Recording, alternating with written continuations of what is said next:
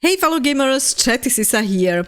We have a couple of updates on some games that I'm following on this channel, but those updates are not really that big in order to make separate vids about those.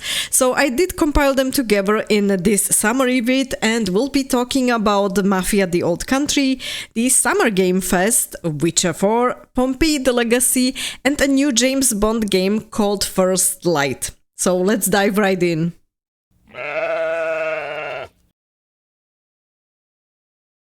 So the YouTube channel Mafia Game Videos has posted a vid called Mafia the Old Country at Summer Game Fest 2025.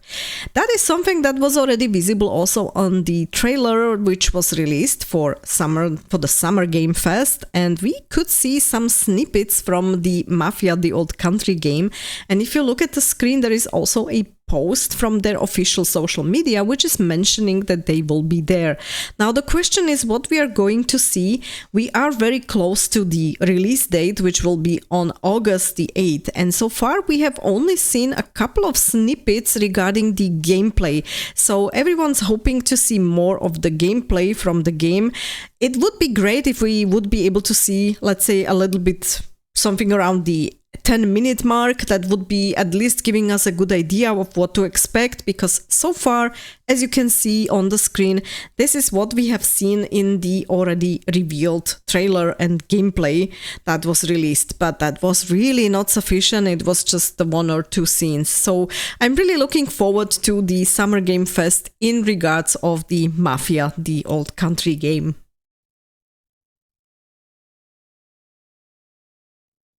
Speaking of the Summer Game Fest, we've got a hype trailer which was released on YouTube by Geoff Keighley, and it includes games that were already released partially, and I do believe those are strong GOTY contenders, and then there are also games that are just awaiting their release, like the mentioned Mafia the Old Country, which was also visible on the screen briefly. So I'm really looking forward to this one, and if we get some more surprises which are not here in this trailer, as I believe, then I will be definitely making a quick update vid for all of you here on the channel. And you can find the link to this hype trailer in the description below.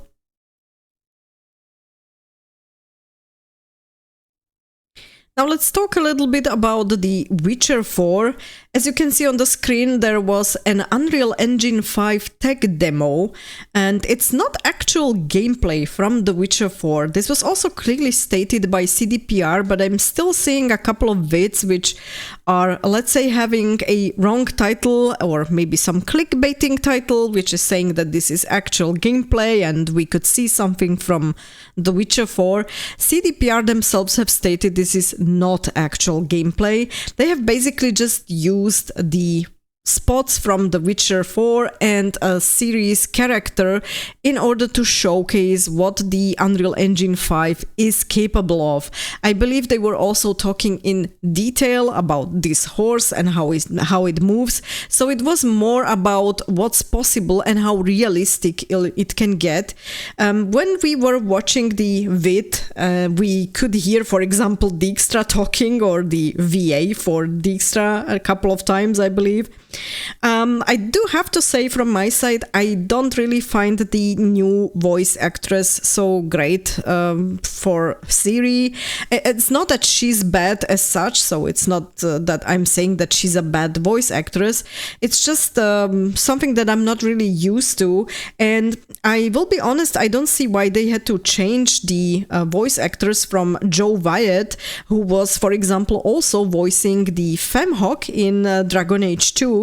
And in order to, make Ciri look and sound a little bit older and more mature than she was in The Witcher 3, it didn't necessarily need to have the VA changed, in my opinion. I mean, the voice actress, Joe Wyatt for Femhawk, was basically covering the entirety of Dragon Age 2, and during that entirety the main character was aging by about 10 years, and there was no problem with that back then, so I don't see why there should be a problem with keeping the same VA as well here in The Witcher 4, to be honest. I mean, let's just be honest, the voice actress for Siri, is actually older than I am. I think she's like 54 or 55 already or something like that. So it's not like she's a teenager, right? So it's not like the voice would be completely unfit for the game. So this is something that I just wanted to highlight because it was just a little bit off for me, to be honest. And what I would like to say regarding the Unreal Engine 5, and yes, these pictures are really like insane. So the realism is absolutely amazing. But the problem is, first of all, it will be very demanding for PCs or consoles, and I'm not sure if people with, let's say, older console versions or older PCs will be able to play the game, because this looks to be really very demanding on the graphics. So it's something that we should probably keep in mind. And then on the other hand, it doesn't matter what kind of realism you have. I mean, it's great to look at and it's perfect and it's really awesome, but what's more important is the story and the choices and the combat and gameplay, and that all is more important than, I don't know, seeing every leaf on a tree, so that's something that is just making me wonder like how the game will turn out when it's released. I mean, like I said, for Unreal Engine 5 already, I think like 1 or 2 years ago. It's awesome. It really looks fantastic. If you really love these kind of realistic visuals, it's absolutely perfect. But it's not all.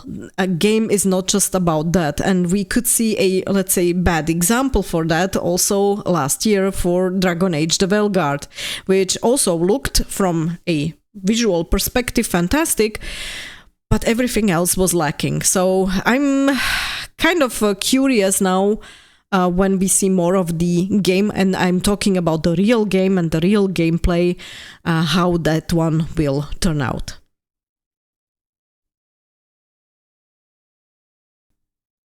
And as you can see on the screen, we also have a new trailer for Pompeii: The Legacy. This one is available on the YouTube channel of Sisa Games, and I will be, of course, linking it again in the description below.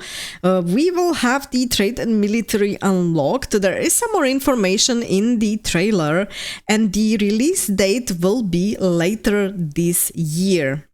When I switch to the Steam page, as you can see, the demo is still available for download. So if you would like to try the game for yourself before you actually get the full release, you can still do that. It's still available there.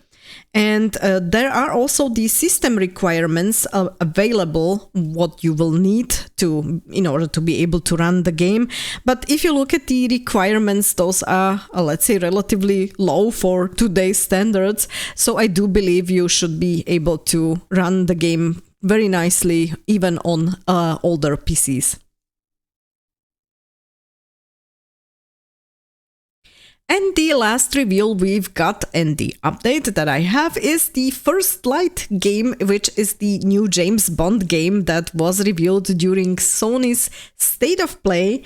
We do have a couple of information related to Bond and the game. So it is a standalone reimagined James Bond origin story and the events that leads to an audacious young hero to become the best MI6 agent. It is the youngest Bond in the franchise so far, with 26 years. We do start to play as a Navy air crewman that will be followed by an act of bravery that propels him into the training program. Then the Bond will be likely portrayed by actor Patrick Gibson, which is from Dexter Original Sin. There is a mission to stop a rogue agent, which goes wrong, and we must reluctantly join with his mentor Greenway to expose a deep conspiracy and stop a looming coup at the heart of the state. The way you approach missions is entirely up to you, whether you choose to go silent or go loud, fight, shoot, use gadgets to infiltrate, or bluff your way past the guards. There are interactions with iconic franchise characters such as M, Q, and Moneypenny, and you can replay missions with additional modifiers to test your skills. So there is a little bit more even there. I will post a link as well to a summary that was posted on X, but I'm definitely very interested in the game when I see the trailer. It really looks great, and I'm wondering about more gameplay that we are hopefully going to see in the next few months. I do believe the game is planned for release in 2026, so next year, and until then we'll probably get some more information. So that's it for the summary. I hope you did find it useful, and I would really love to see your comments in the comment section below regarding the James Bond game, The First Light, what you think about it, or if there are maybe some other games that were presented during Sony State of Play that you are looking forward to and I might have missed. And also, let's not forget there is still the Summer Game Fest coming up in the next few hours, so I will probably do another vid if there is something interesting there going on in the Summer Game Fest, and if there are some new game reveals or trailers or maybe some gameplays from some of the games that we are looking forward to and waiting for. So for the moment, I would like to thank you very much for watching. Stay tuned and game on!